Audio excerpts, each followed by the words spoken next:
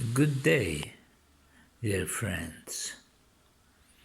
Today's talk has provisory title Politics, Economy, and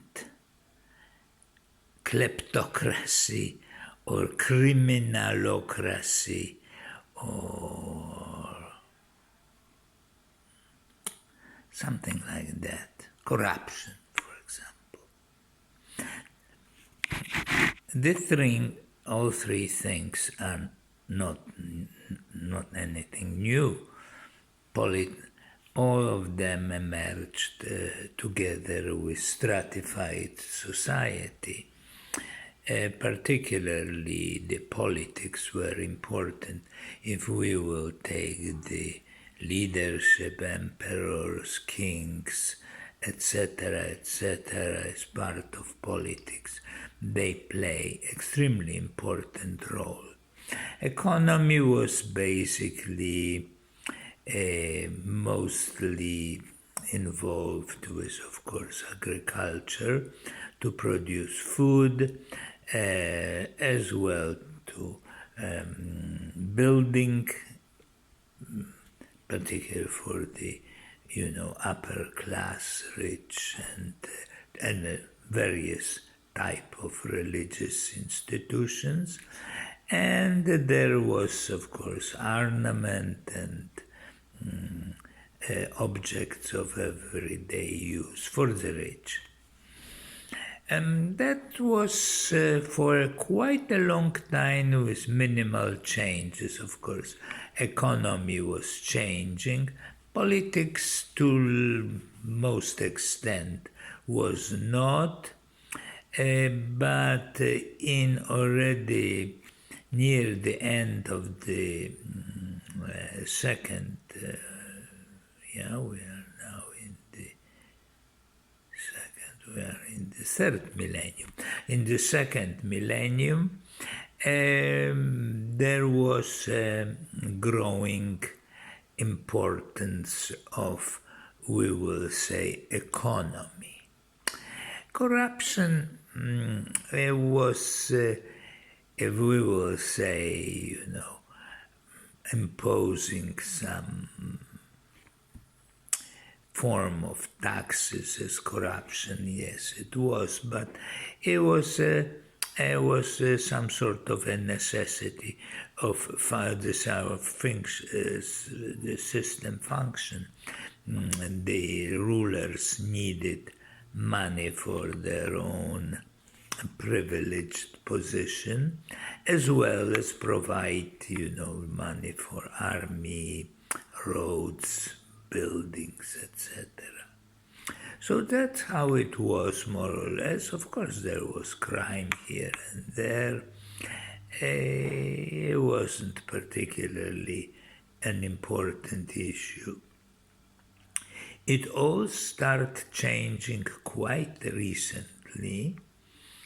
I would say in the second part of last century, when corruption became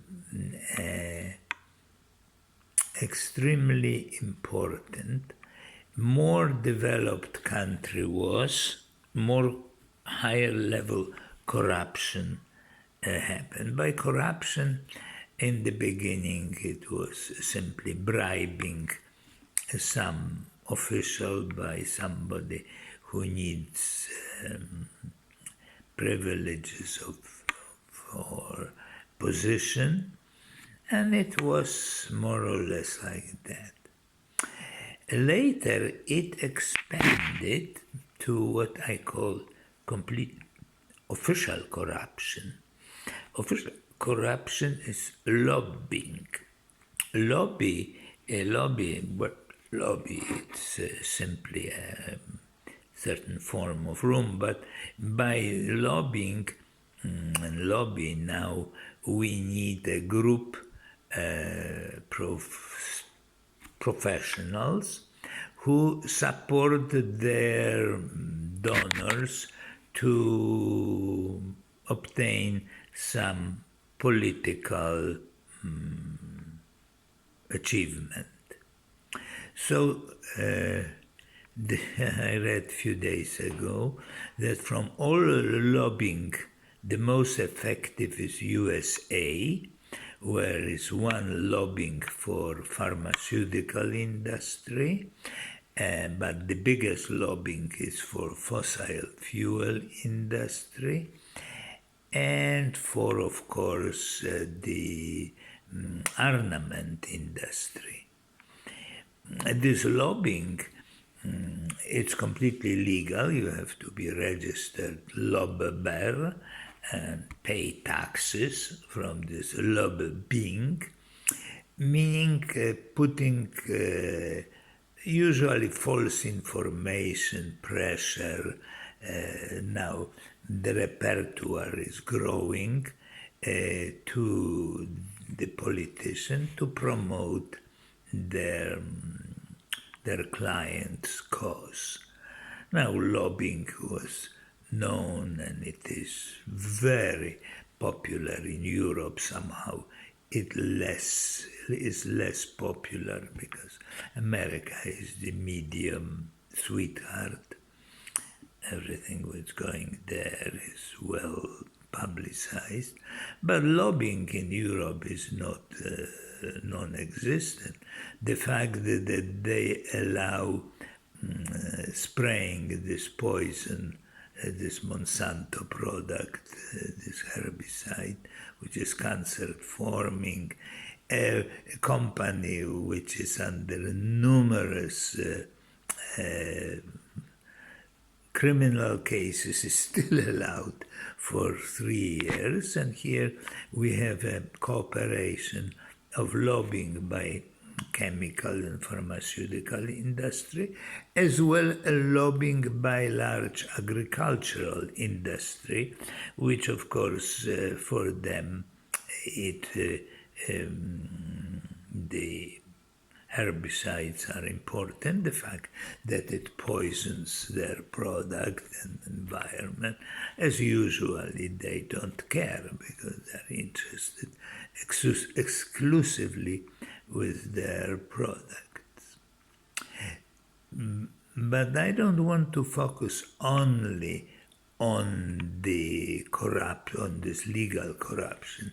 There is semi-legal corruption and complete corruption. Complete corruption is usually difficult because it's too obvious in so-called more democratic countries like Western Europe or United States or Canada, Australia, New Zealand, etc. These countries, this obvious corruption is not, it's not particularly visible.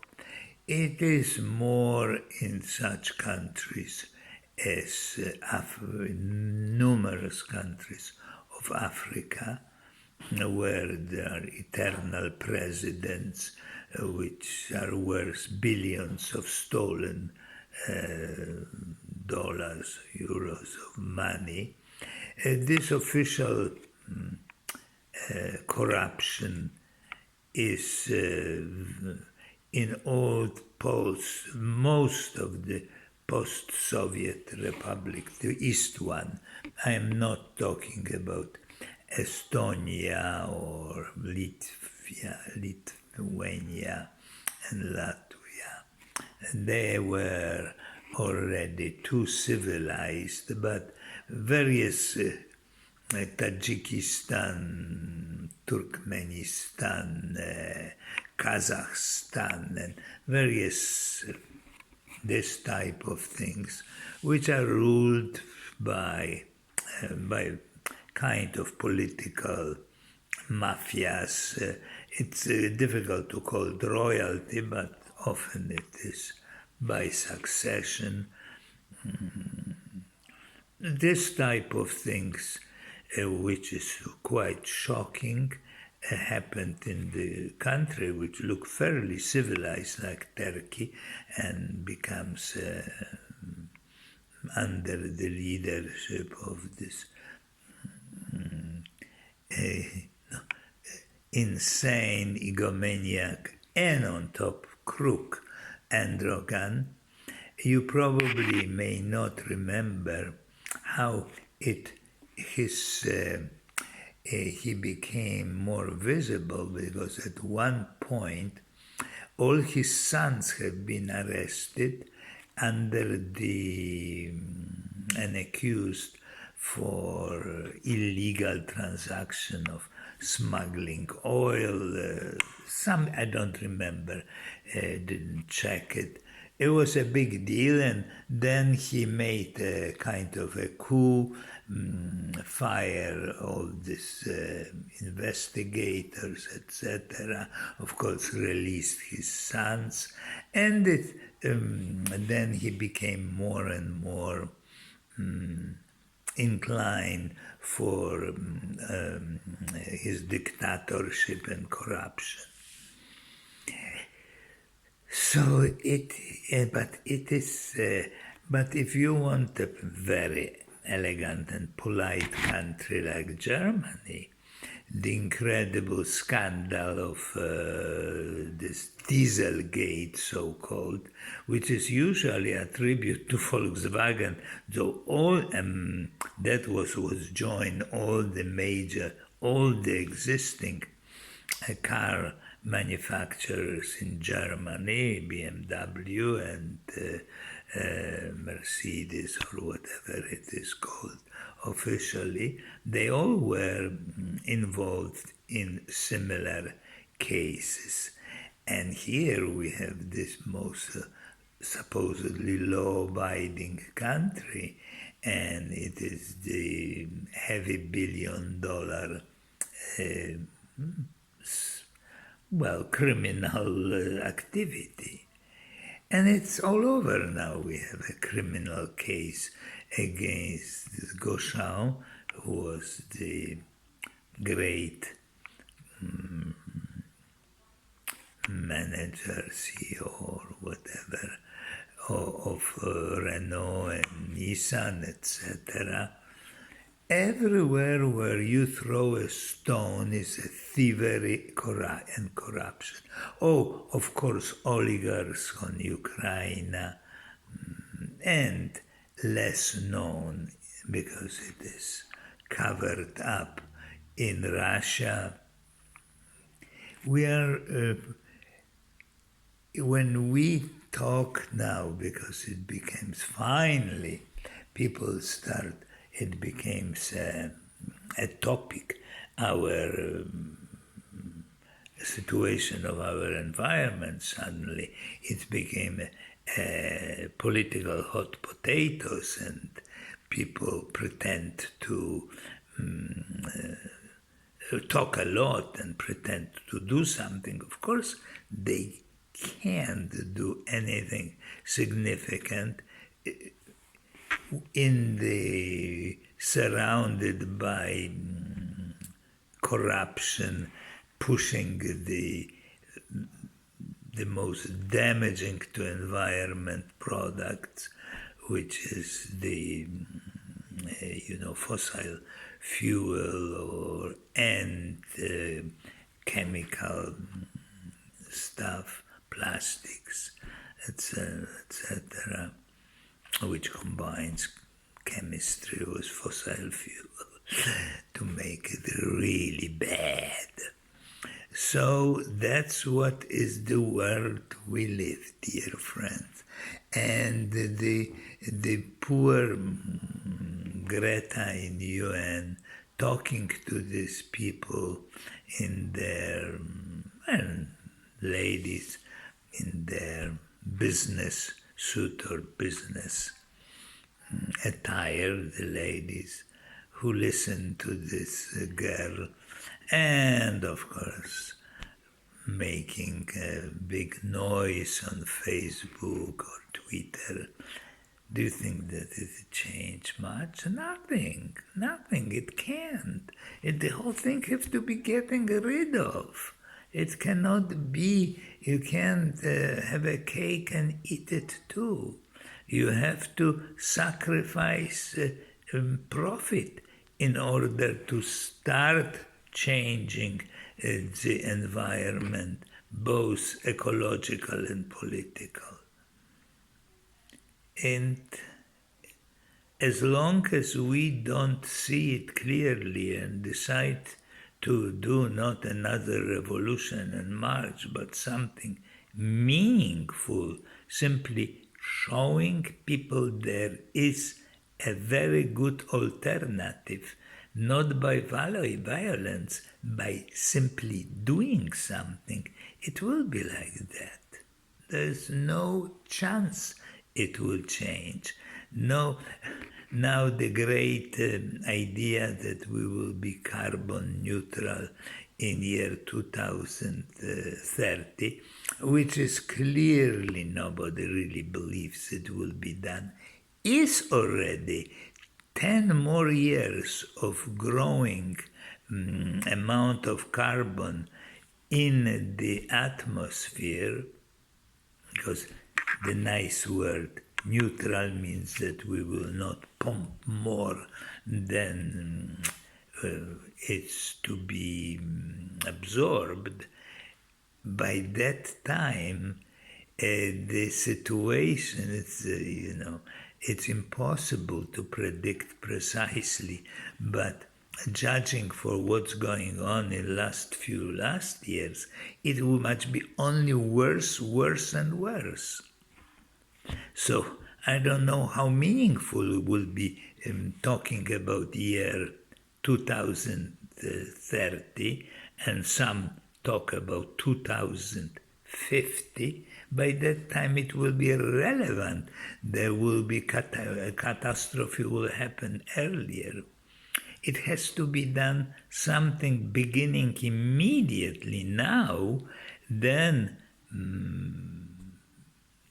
even if there will be not neutral situation in the world and part of the world will be perishing, at least there will be some pockets of people who can survive and continue. Otherwise it all will be impossible to salvage. Well, I don't at all try to sound pessimistic. I try to, though I am a little older than Greta Thunberg, to wake up that it is for real. It's not a science fiction story. The corruption really blocks any potential efforts to do something, because producing bunch of electric cars, very expensive, which are still SUV, the totally unnecessary piece of human brainwashing and marketing, will be just continue it, and we will talk and talk and talk until we will do and do and do and start seeing that our views on these things are so corrupt by the, thousands of years of stratification. We have to simply unblock our wisdom, as I was saying again and again, and then we have some chance, some, not guarantee, some chance. Okay, so I think it's enough for today. Maybe I will talk more about these issues, about definitely money and politics. I will. It was basically mainly about corruption. So I put corruption first, and then maybe talk about these other things a little later on. So, goodbye for today. See you again. Goodbye.